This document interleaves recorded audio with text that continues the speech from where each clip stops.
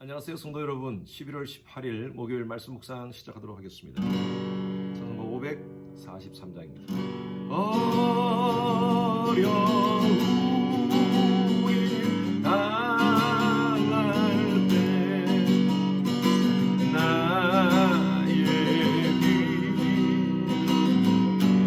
어긋나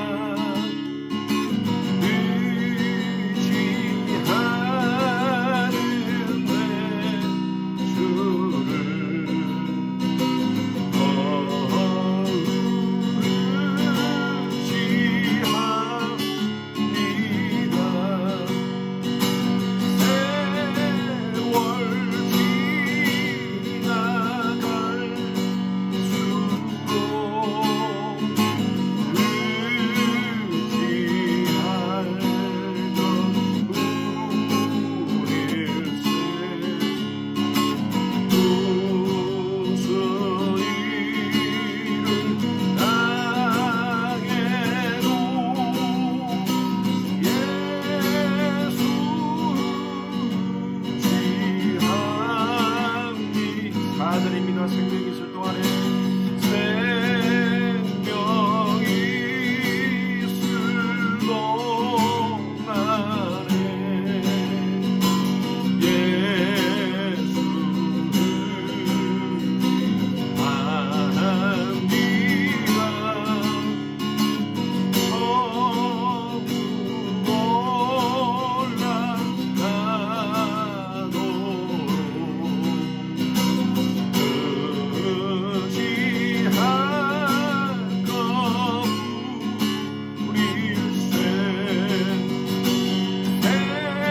천국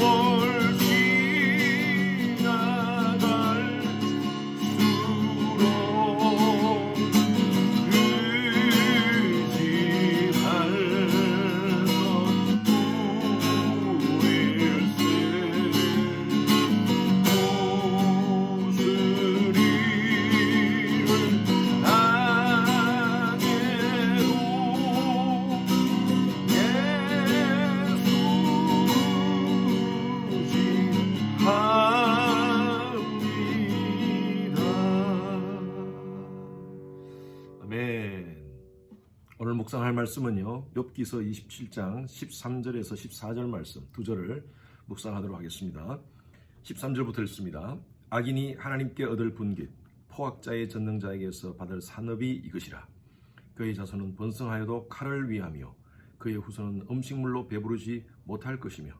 15절도 읽겠습니다. 그 남은 자들은 죽음이 병이 돌 때에 묻히리니 그들의 과부들이 울지 못할 것이요. 제가 이렇게 수염을 기른 모습을 처음 보시는 분들은 목사님 왜 수염을 기르셨나 라고 이렇게 생각하실 수 있는데, No Shave November, 노벰버에 수염을 깎지 않습니다 라는 이런 슬로건을 가지고 지난 3년 동안 11월이 되면 몇몇 분들과 함께 같이 이렇게 수염을 길렀습니다. 그래서 저희들이 이렇게 돈을 모아 가지고 어렵고 힘든 자들을 이렇게 돕고 했습니다. 올해는 같이는 하지 않고요, 제가 광고에서 하지 않고 개인적으로 하자라고 이렇게 제가 얘기를 드렸어요. 그래서 각자 이렇게 수염을 기르는 분들이 있습니다. 여러분, 교회에서 수염 기르는 분들이 있으면 좋은 의미에서, 또 어려운 사람들 돕는 마음에서 그렇게 하고 있다고 생각하시고 격려해 주시면 감사하겠습니다. 욥의 세 친구가 욥에게 계속 그런 얘기를 하는 겁니다. 제가 지난주에 말씀드렸다시피 마치 링 위에서 욥 혼자서 싸우고 세 친구들이 링 위에 돌아가면서 한 사람씩 올라와서 마치 권투를 하듯이 막 욥을 지금 레프트 잽, 라이트 잽, 또 훅 때리면서 지금 욥을 굉장히 힘들게 하고 있는 상황입니다. 그들의 요지는 이겁니다. 하나님은 의로우시고 하나님은 공의하신 분이시다. 공의하신 하나님은 악한 자에게 벌을 내리시고 선한 자에게 상을 주신다. 이 맞는 말이죠. 욥이 지금 고난을 당하고 있으니까, 욥이 고난 당하는 이유는 바로 욥이 악한 일을 했기 때문에 하나님께서 벌을 주시는 것이다. 그들이 주장하는 것이 보면 일반적으로 논리적으로 맞습니다. 하나님은 선하신 분이기 때문에 악한 자에게 벌을 내리시고 선한 자에게 복을 주시는 분이십니다.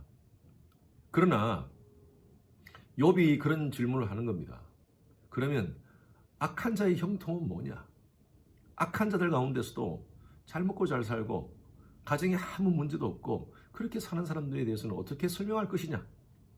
여러분, 우리가 신앙은요, 1 플러스 1는 2 같은 수학으로서 풀 수 있는 것이 아닙니다. 우리의 삶 가운데 하나님의 계획, 하나님의 전능하심, 하나님의 주권적인 이끄심은요, 때로는 이해가 될 때가 참 많습니다. 1 플러스 1이 1이 아니라 2가 될 수도 있고 4가 될 수도 있고 5가 될 수도 있고 때로는 마이너스가 될 수도 있습니다. 우리가 신앙하면서 정말 하나님 말씀대로 살려고 몸부림치는데 어려움을 당하는 그런 가정도 있습니다. 어떻게 설명할 것입니까? 오늘 이 본문 말씀 13절, 14절 있는 말씀은요, 과거에 우리가 욥기서 20장 29절에 보면 소발이 했던 말입니다. 악인이 하나님께 얻을 분깃, 포악자의 전능자에게서 받을 산업은 이것이라? 그의 자손은 번성하여도 칼을 위하며 그의 후손은 음식물로 배부르지 못할 것이요? 악인들은 모두 정말 그의 자손들은 결국에는 다 칼로 멸망당하고 그리고 먹지도 못하고 배부르지 못하게 그렇게 굶어 죽게 되고 15절 보십시오. 그 남은 자들은 죽음이 병이 돌 때에 묻히리니 그들의 과부들은 물지 못할 것이요. 그렇게 되는 것인가? 악인들이 다 그렇게 되는 건가? 물론요. 하나님은 죄에 대한 심판을 하십니다. 그러나 모든 악인들이 그렇게 이 땅 가운데 살면서 그런 심판을 받지 않습니다. 자, 여기서 우리가 굉장히 본질적인, 신앙의 본질적인 그런 질문을 해야 됩니다. 여러분, 우리가 왜 신앙합니까? 복을 위해서요? 여러분, 가시적인 복을 위해서 우리가 신앙합니까? 이 땅 가운데서 잘 먹고 잘 살기 위해서, 그래서 우리가 하나님 앞에 바르게 의롭게 진실되게 경건되게 삶을 살아드려야 되는 것입니까? 예, 그것도 맞습니다. 그러나 성경에서 나오는 복은요, 단순히 잘 먹고 잘 살고 배부르고 병들리지 않고 사는 것이 복이 아닙니다. 우리가 팔복을 통해서 알 수 있다시피 정말 복 있는 자들은요, 어떤 자들이냐 하면요, 애통하는 자, 의에 줄이고 목마른 자, 마음이 청결한 자, 심령이 가난한 자, 긍휼을 이기는 자, 이런 자들이 복이 있다고 했어요. 이것은 세상 사람들이 얘기하는 잘 먹고 잘 살고 물질적인 그런 소유의 복이 아닙니다. 시편 73편에 보면 아삽이라는 사람이 시를 썼는데 그때 그 아삽이라는 사람이 쓴 시가 여러분 같이 한번 보실래요? 혹시? 시편 73편 찾아보시기 바랍니다. 1절부터 한번 보십시오. 하나님이 참으로 이스라엘 중 마음이 정결한 자에게 선을 행하시나니 하나님께서 마음이 정결한 자에게 선을 행해 주시는데 그런데 2절 보십시오. 나는 거의 넘어질 뻔하였고 나의 걸음이 미끄러질 뻔하였다. 하나님은 정결한 자에게 선을 주시고 악한 자에게 벌을 주시는 걸로 알고 있는데 보니까 깜짝 놀랐다는 거예요. 그 이유가 뭐냐면 이는 내가 악인의 형통함을 보고 오만한 자를 질투하였습니다. 3절 말씀, 그죠? 악인이 형통함을 봤다는 거예요.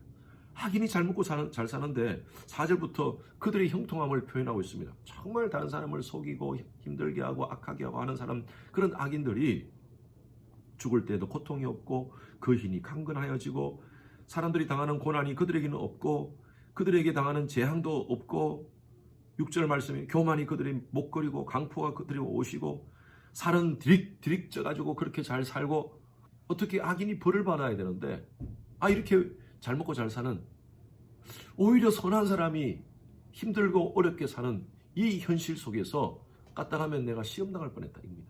도저히 하나님 이해가 안 됩니다. 여러분 우리 삶 가운데서도 그런 거 경험하지 않습니까? 뭐 멀리 아니고 우리 친척들 가운데서도 정말 예수 안 믿고 나쁜 짓은 골라서 하면서도 세상적으로 잘 살아. 그리고 오히려 다른 사람한테 인정받아. 세상적으로 잘 살아. 그런데 예수를 잘 믿고 신앙생활 잘하고 열심히 믿음으로 사는데 경제적으로 힘들고 어렵게 살아가는 그런 모습들을 보면서 세상 사람들 손가락질합니다. 예수 믿어도 별거 없네. 여러분 그런 손가락질을 들을 때 우리가 마음이 좀 언짢지 않습니까? 어떻게 하나님 이럴 수 있습니까? 말씀드린 대로 성경에서 말하는 복은요 단순히 잘 먹고 잘 사는 것이 복이 아닙니다. 영적인 복이고요 궁극적인 복입니다. 하나님 앞에서 인정받는 복이죠. 그리고 영원한 생명을 소유하는 복이죠. 이렇게 말씀드리면 교인들 가운데서도 진짜 그러면 예수 믿어도 세상적인 복을 못 받는 건가? 저는 성경을 통해서 이런 모습들을 봅니다. 영혼이 잘된 같이 범사가 잘되고 강건한 은혜가 분명히 있습니다. 우리가 영혼이 살고 영적인 복을 받으면요, 그 다음에는 하나님께서 주시는 이 땅에서의 복도 분명히 있습니다. 왜 지금 현실적인 가시적인 복이 없느냐? 기다리십시오. 하나님의 때가 있을 것입니다. 묵묵히 하나님 바라보면서 믿음으로 나아갈 때 언젠가는 하나님께서 우리의 삶의 모든 문제도 해결해 주시리라 믿습니다. 그러나 그것이 목적이 아니라는 것입니다. 눈에 보이는 가시적인 복만 하나님께서 주시는 복이라고 그렇게 생각한다면 여러분, 예수님의 고난은 어떻게 해석해야 됩니까? 왜 하나님의 독생자이신 예수 그리스도께서 그 고난을 당하셔야 되겠습니까? 히브리서 12장 2절 말씀에 답이 있습니다. 그 앞에 있는 기쁨을 위하여 십자가를 참으사 부끄러움을 개의치 아니하시고. 왜 고난을 당하셨어요? 예수님이 당할 그 치욕과 고난과 그 부끄러움의 목적을 아셨어요. 그 십자가 고난의 목적을 아셨어요. 그것이 뭐냐면 그 앞에 있는 기쁨이에요. 모든 사람이 구원받는 것입니다. 여러분, 우리 삶 가운데도 마찬가지입니다. 우리가 지금 되어지는 모든 상황 속에서 이해가 안 되는 일들이 있습니다. 예수를 잘 믿고도 고난당하는 사람이 있고 사고도 당하고 질병을 가진 사람도 있어요. 그러나 우리가 잘 먹고 잘 살고 고난당하지 않고 어림없이 사는 것이 이 땅 가운데 목적이 아닙니다. 우리는 아무 일을 만나도 예수 의지하면서 믿음으로 살아가는 것이, 그리하여 하나님께서 우리를 향한 그 목적을 이 땅 가운데 이루며 살아가는 것이, 이것이 우리의 삶이죠. 그렇게 살면 하나님께서 분명히 보너스의 복도 우리에게 허락해 주시리라 믿습니다. 어떤 상황 속에서도 여러분 좌절하지 마십시오. 우리의 주권자이신 하나님이 함께 하십니다. 하나님이 동행하십니다. 오늘도 여러분들이 가지고 있는 기도의 제목, 이 시간 기도할 때 분명히 응답해 주시리라 믿습니다. 기도하겠습니다. 하나님, 악인에게 형통, 때로는 우리가 이해되지 않고 어떻게 이런 일이 벌어질 수 있는가라고 생각할 때가 있지만, 욥의 질문과 같이, 그러나 우리는 분명히 하나님의 주권적 손길을 믿습니다. 어떤 상황 속에서도 하나님이 우리와 함께 하시고 우리를 하나님의 가장 좋은 방법으로 이끌어 주시리라 믿습니다. 그 믿음을 가지고 하나님, 악인의 형통을 부러워하지 않게 하시고 오히려 믿음을 가지고 경건한 삶을 유지하면서 하나님께 나아갈 때 그 놀라우신 주시는 영적인 복을 기쁨으로 감사하며 하나님께 영광 돌리며 살아가는 저희들 되게 하여 주시옵소서. 감사드리며 살아계신 예수 그리스도 이름으로 기도드렸습니다. 아멘. 목요일 기도 제목입니다. 미국과 한국의 위정자들과 리더십이 하나님을 경외하고 지혜와 분별력으로 나라를 잘 이끌어갈 수 있도록 하나님께서 함께 해달라고 기도해 주시고요. 나라가 미국도 마찬가지고 한국도 마찬가지입니다. 보수와 진보 간의 진영 갈등으로 여러 가지 많은 혼란 가운데 있습니다. 하나님께서 불쌍히 보시고 평강을 달라고, 평화를 달라고 여러분 기도합시다. 코로나 바이러스로 인해서 우리 성도님들의 신앙이 위축되지 않도록, 우리 성도님들이 오히려 이런 상황 속에서 더 믿음에 견고하게 설 수 있도록 여러분 기도해 주시기 바랍니다. 우리 윤성철 선교사님, 김영수 간사님, 또 김영섭 선교사님을 위해서 중보하며 기도하시겠습니다.